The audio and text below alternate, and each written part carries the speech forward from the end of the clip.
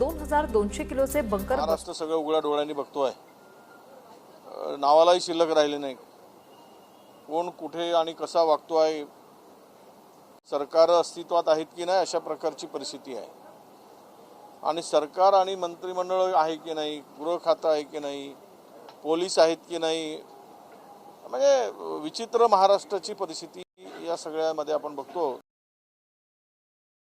नाहीत महाराष्ट्रात, हे दुर्दैवानं म्हणावं लागतं।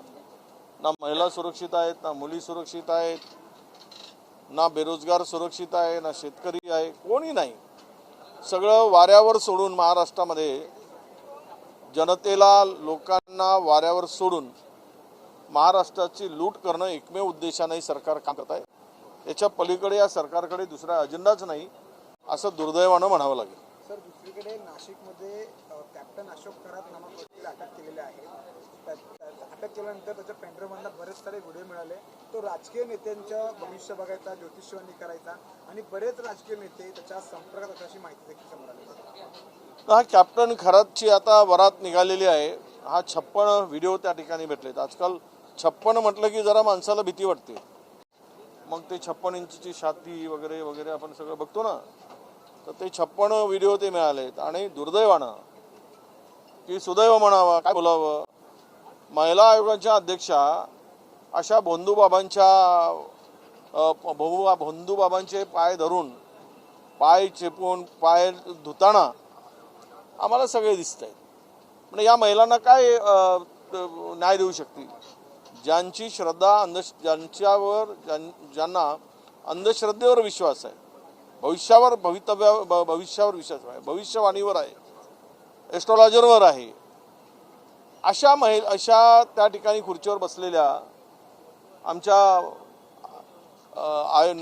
महिला आयोगाच्या अध्यक्षाकडून या महाराष्ट्रातील महिलांनी कोणत्या अपेक्षा ठेवाव्यात? आणि दैवी शक्ती वगैरे तो सांगत होता। आणि अनेक राजकीय लोकांचे तर आहेच ते।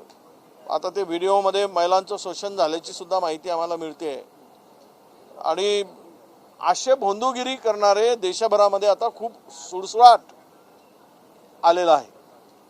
आणि ही सर्व दैवी शक्ती देव यांच्या अंगात येतो। आणि अलीकडे तर काही महाराजांच्या अंगामध्ये, महाराजांच्या पुढे माईक धरूनही भूत बोलतो। म्हणजे हेही पाहिलं आपण। तो एक आहे बाबा, माईकवर भूत बोलत आहे, माईक धरून सांगतो आहे, तो मान हलवत आहे। हे सगळं विचित्रच चाललेलं आहे। हे म्हणजे अख्खा देश अंधश्रद्धेत बुडाला आहे। त्यामुळे ह्या भोंदूगिरी यांची पावत आहे। आणि राजकीय लोकही सुद्धा भविष्यासाठी कर्तृत्वानं मोठं होण्यापेक्षा भविष्य पाहून मोठं होण्याच्या संधी शोधत आहेत। त्यामुळे महाराष्ट्राची प्रगती होईल की अधोगती होईल हा खरा विषय येतो। त्यामुळे मला तरी असं वाटतं याकडून सगळ्या परिस्थिती की महिला आयोगाच्या अध्यक्षांनी तिकडे त्या कॅप्टन खरातचे पाय धुतांचा व्हिडिओ समोर आला आहे। म्हणजे यांचा अंधश्रद्धेवर पूर्ण विश्वास आहे। या अंधश्रद्धेवर विश्वास असणाऱ्या भगिनीकडून महाराष्ट्रातील भगिनी सुरक्षित राहतील का? त्यांना न्याय मिळेल का? त्यामुळे त्या पदावर राहण्याचा नैतिक अधिकार त्यांनी गमावलेला आहे। त्यासाठी महिला आयोगाच्या अध्यक्षांनी राजीनामा दिला पाहिजे अशी आमची स्पष्ट मागणी आहे। विधान परिषदेमध्ये काही वेळापूर्वी महसूल मंत्र्यांनीच मान्य केलं आहे की महसूल खात्यात आतापर्यंत सगळ्यात मोठी अनियमितता झाली आहे। 155चा दुरुपयोग करून अनेकांना फसवलं गेलं आहे। एक मोठं कार्टेल आहे असं त्यांनी स्वतःच भ्रष्टाचाराचं उदाहरण देत मान्य केलं आणि 7 दिवसात कारवाई करू असं स्वतः म्हणतायत राज्याचे महसूल मंत्री। आता राज्याच्या महसूल मंत्र्यांच्याकडून आलेलं वक्तव्य हेच दाखवते की सर्व विभाग किती दक्ष आहेत आणि अधिकारी किती फायदा घेत आहेत।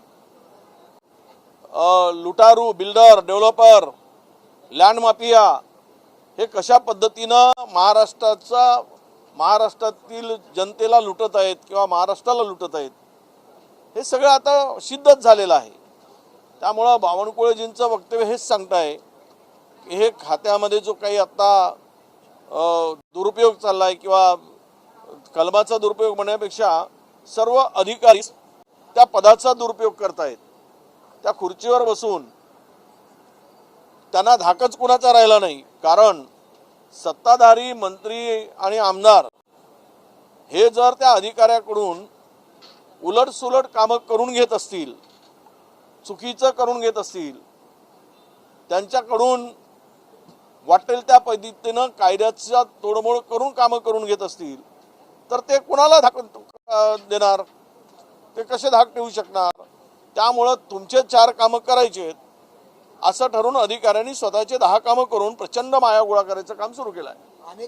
हेच आता या ठिकाणी सिद्ध झालेलं आहे आणि तेच त्यांच्या वक्तव्यातून निराश दिसतंय असं मला वाटतं. सामंत यांनी दावा केलाय की काँग्रेसचे काही आमदार आमच्या संपर्कात आहेत, तर ते काही खासदार ते आमच्या संपर्कात आहेत आणि काही दिवसांनी ते शिवसेनेमध्ये सक्रिय सहभाग घेतला. त्याकडे उभाट्याचे खासदार संपर्कात नाही. आता ते आमचे उद्योग मंत्री आहेत, त्यांचे उद्योग तसे सुरू राहिले पाहिजेत. ओरिजिनल उद्योग बंद झाले आहेत आणि ओरिजिनल उद्योगामध्ये आता काही त्यांना रस राहिला नाही, कारण त्यांचं उद्योग खातं चालत नाही, ते चालवण्यासाठी सक्षम नाहीत, कारण त्यांच्याकडे तसे अधिकारच ठेवले गेले नाहीत. त्या खात्यामध्ये सर्व अधिकारी वापरत आहेत असं माझ्याकडे माहिती आहे. त्यामुळे नवीन उद्योग त्यांनी शोधला असेल तर काम तरी डोक्याला मेंदूला काम पाहिजे, त्यामुळे त्यांनी तो काम शोधलं असावं आणि त्या शोधातून त्यांना काहीतरी गवसलं असावं असं ते मला वाटतं. पण यामध्ये किती तथ्य आहे हे वल्गना खूप दिवसापासूनच्या सुरू आहेत. त्यामध्ये लोकांनी किती विश्वास ठेवावा आणि अशा अफवा पसरवून स्वतःची इमेज सुधारण्याचा जर प्रयत्न असेल तर त्यांना शुभेच्छा आहे. बरं, अशोक खरातचा मुद्दा मी परत विचारतो तुम्हाला. आता सरकार त्याच्यामध्ये पडेल आणि सरकार अशोक खरात यांना वाचवायचा प्रयत्न करेल असा दावा नाना पटोले यांनी केलाय, कारण अनेकांचे व्हिडिओ आहेत, पूजा करतानाचे व्हिडिओ आहेत राजकीय नेत्यांचे. नाही, त्यामध्ये काही मोठ्या प्रभावशाली महिलांचे सुद्धा व्हिडिओ आहेत असा ऐकिवात आलेला आहे. प्रभावशाली जर महिला असतील तर खरातची वरात निघणारच नाही, तर खरातला मला वाटतं की घोड्यावर बसवून त्याचा भव्य स्वागत करतील आणि खरात हा खरा देव आहे म्हणून उद्या त्याच्या नावानं मंदिर जर बांधलं गेलं तर नवल वाटायला नको. 2 पोटनिवडणुका जाहीर झालेल्या आहेत. काय काँग्रेसची भूमिका असणार आहे पोटनिवडणुकांबद्दल? नाही, काँग्रेसची भूमिका त्या दोनही जागा राष्ट्रवादीकडे आहेत.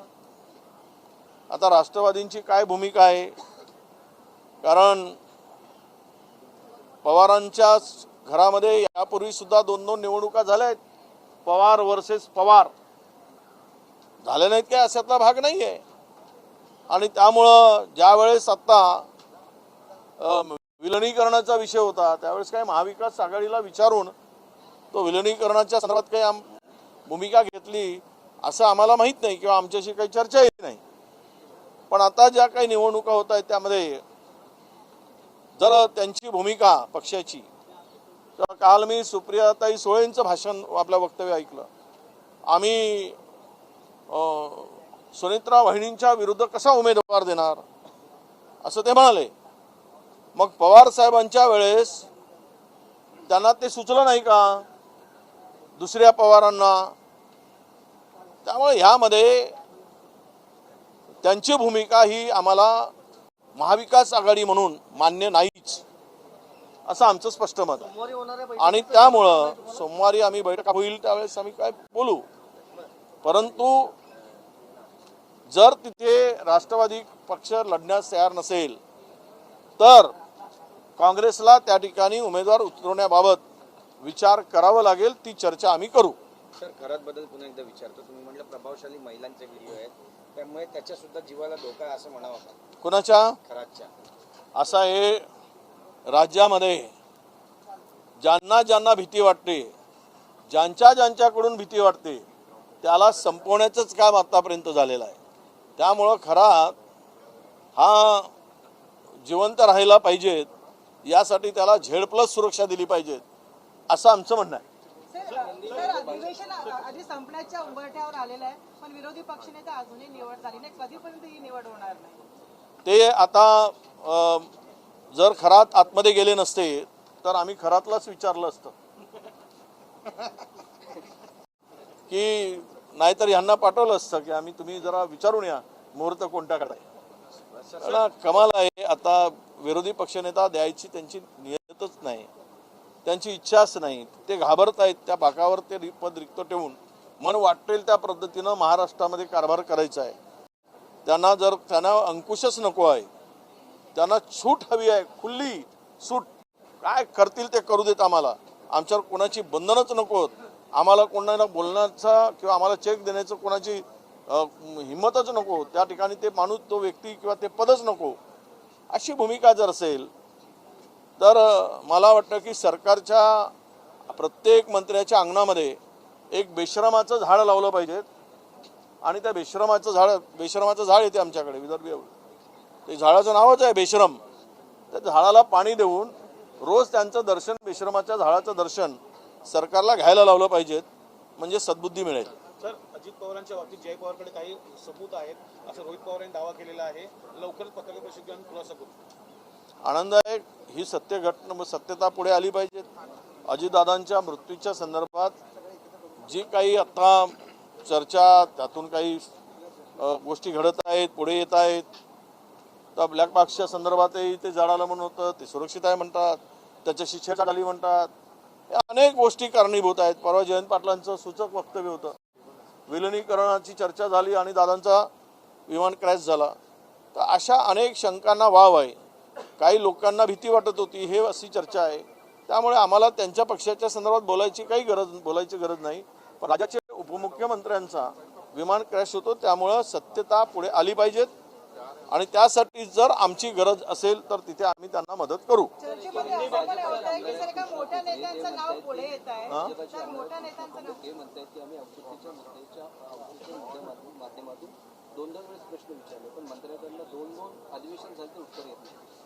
ते निर्धावले आहेत मंत्री, त्यांना भीती राहिलीच नाही. आता त्यांना मी सांगितलं ना, ते एकदम काय तर शब्द म्हणजे फार चुकीचा होईल किंवा ते असंविधानिक होईल. यांना फार सत्तेची गरमी, मस्ती यांच्या डोक्यात भिनली आहे. त्यामुळे त्यांना वाटतं की हमारा कौन बाल बाका कर सकता है, हम कुछ भी करे तो. अशा आविर्भावात हे सर्व चालत आहेत. त्यामुळे त्यांना उत्तर दिलं काय, नाही दिलं काय, आमचं काही वाकळ होऊ शकत नाही. अशा प्रकारची त्यांची भूमिका आहे. शरद साहेबांकडे काहीतरी व्हिडिओ क्लिप्स आहे आणि त्या पेन ड्राईव्ह मधून ते देणार आहेत आणि मोठा ब्लास्ट करणार. झालं ना, मी बोललो ना, त्याच्यावर आम्हाला माहिती नाही. तुम्ही पुन्हा मी बोललो ना त्याच्यात की ते जर काढत असतील, त्यांच्याकडे आहेत काही व्हिडिओ क्लिप आहेत त्या संदर्भात, जर पुढे आलं पाहिजे, ते दाखवलं गेलं पाहिजे.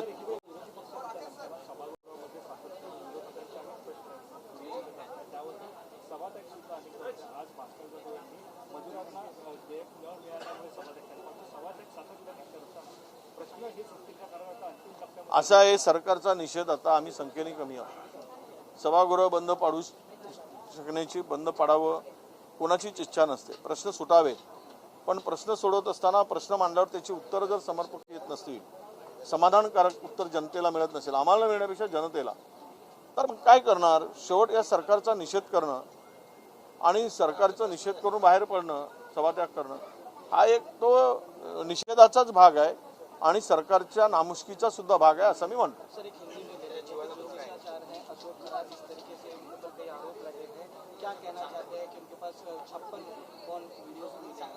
नहीं, 56 वीडियो मिले, उसमें बहुत सारे वीडियो विवादास्पद है. महिलाओं के शोषण के साथ में भी वो कुछ दिखाया है, ऐसा सुनने में है. सच्चाई पुलिस को मालूम है. पर ये जो इस तरह के लोग बुआबाजी करके भगवान का नाम लेकर और लोगों को बेवकूफ़ बनाते हैं और ये खुद को शास्त्रज्ञ के, ज्योतिष शास्त्रज्ञ कहते हैं. मतलब मुझे तो ये लगता है कि इस तरह के लोगों को जो आगे बढ़ावा मिल रहा है पूरे हिंदुस्तान में, तो ये सरकार की कृपा भी है. ये ऐसे भोंदू लोग, डुप्लीकेट लोग, जिसके भगवान के नाम से लोगों को मूर्ख बनाने का काम करते, इसमें राजनीति लोग भी इसमें ज़्यादा बलि चढ़ते हैं. अब जो वीडियो आए हैं सामने, उसमें से तो एक भी ये दिख रहा है कि हमारी महिला आयोग के अध्यक्ष उनके पैर को धोते हुए दिख रही, पैर को पानी से धोते हुए दिख रही थी. अब ये जैसे अंधश्रद्धा के ऊपर जो लोग विश्वास रखते हैं, वो महिलाओं को न्याय दे सकेंगी क्या, महिलाओं को न्याय मिलेगा क्या यहाँ के महाराष्ट्र के. तो हमारी मांग थी कि ऐसे विकृत आदमी के ऊपर भरोसा रखने वाले जो भी है उनको कार्रवाई होनी चाहिए। उसके साथ हमारी महिला आयोग की अध्यक्ष उनकी दिख रही है, उनको उस पद पर आसीन रहने का कोई अधिकार नहीं है, उनको रिजाइन करना चाहिए, मुख्यमंत्री ने रिजाइन लेना चाहिए। महाराष्ट्र में सर महिलाएं सुरक्षित नहीं है। अहिल्यानगर में हमने देखा कि 16 साल की बच्ची पर एसिड अटैक हुआ है, क्या नहीं वो देखिए छोटी बच्ची थी 6वीं क्लास की, 11-12 साल के बच्चे के ऊपर जो है वो ये हमने हाउस के अंदर में ये एसिड हल्ला जो हुआ था उसका बड़ा उसका मुंह में पूरा चेहरा जल गया है। अब उसका फ्यूचर भविष्य बहुत ही अंधकारमय है। उसको प्लास्टिक सर्जरी वगैरह करके उसको ठीक से ट्रीटमेंट करने की आवश्यकता है। करोड़ों रुपए का खर्चा है, तो सरकार ने इस पूरा खर्चा उठाना चाहिए और आरोपी को तुरंत पकड़ना चाहिए। कानून व्यवस्था की तो धज्जियां उड़ चुकी है, छोटे छोटे बच्चियां भी आज सुरक्षित नहीं है। महाराष्ट्र तो पूरा महिला सुरक्षित है ना बच्चियां सुरक्षित है, खुलेआम महिला के ऊपर अत्याचार हो रहा है, आज भगाया जा रहा है। एक घर में देखा आपने बीड़ जिले के अंदर में एक विवाहित स्त्री को उसके मिस्टर के सामने, पति के सामने ही उठाकर लेके गए और उसके साथ में व्यभिचार करके फिर एक चौराहे पर बांध के रखा गया था। तो इसकी शर्म जरा गृह विभाग क्या कर रहा है, सोया है क्या? पुलिस क्या कर रही है? पुलिस का डर निकल चुका है क्या? अब पुलिस के डर क्यों निकला है? क्योंकि पुलिस हफ्तेपुरी में ज्यादा व्यस्त हो चुकी है, जनता को लूटने में ज्यादा व्यस्त हो चुकी है, इसलिए जनता में डर जो था वो डर निकला है। इसलिए ये क्रिमिनल लोग और क्राइम पूरे महाराष्ट्र में बढ़ा है। शक्ति कायदा एक तरफ में पारित किया गया और बाद में उसका उपयोग नहीं हो रहा है। के ऊपर जिस तरीके से टिप्पणी की गई है, कर्नाटक ने उनको टपोरी जैसे शब्द का प्रयोग किया है, अनकंफर्टेबल बता रही है, किस तरीके से देखिए इस प्रकार के बयान कंगना रनौत ने दिया? कौन कंगना रनौत है? कौन है वो? एक्टर्स को पॉलिटिकल एक दिन में पार्लियामेंट में जाने से उसका पॉलिटिकल ज्ञान बढ़ जाता है क्या? जिसको कोई राजकीय मैच्योरिटी नहीं है, पॉलिटिकल मैच्योरिटी नहीं है, उससे क्या अपेक्षा रखेंगे? जिसकी कीमत पॉलिटिकली कौड़ी की नहीं है, पॉलिटिकली, उसका गलत शब्दों को इस्तेमाल मत करिए नहीं तो महिलाओं के साथ, तो उनको जीरो नॉलेज है। ऐसे कंगना रनौत को तजुब देने की जरूरत नहीं है। उनके बारे में पूरे हिंदुस्तान को पता है। जिसको ढंग से कपड़े पहनने का भी ये नहीं है,